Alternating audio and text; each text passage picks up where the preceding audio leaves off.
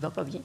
C'est normal que l'on investisse autant d'efforts au niveau des transports, compte tenu que c'est notre principale source d'émissions de gaz à effet de serre à hauteur de plus ou moins 43 %. Donc, c'est normal et justifié. Cependant, au niveau des cibles et des résultats, je rappellerai à la collègue, en mai-juin, c'est la mise à jour du plan de mise en œuvre, mais en décembre, à chaque année, on le fait en décembre dernier et on le fera en décembre prochain, c'est aussi le bilan de l'action climatique qui est rendu public.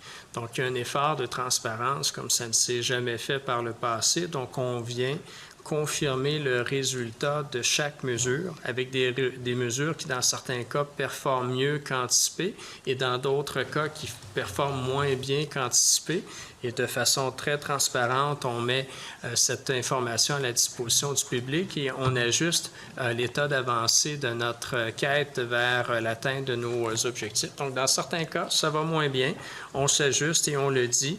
Et dans d'autres cas, ça performe mieux, mais c'est un exercice qui est de la plus haute transparence à travers un tableau de bord notamment qui est rendu public là, et facilement accessible à travers le site Internet là, du ministère. Merci. Votre ministère a mis des objectifs. Il vise l'électrification des transports, on l'a vu. La ministre du Transport a mis aussi des règles comme quoi, dorénavant, les autobus électriques urbains doivent seulement...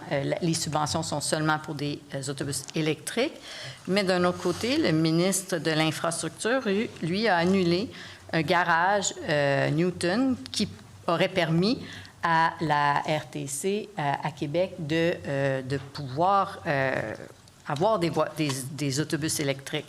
Et donc là, actuellement, c'est un contrat de 113 autobus électriques urbains qui est à risque.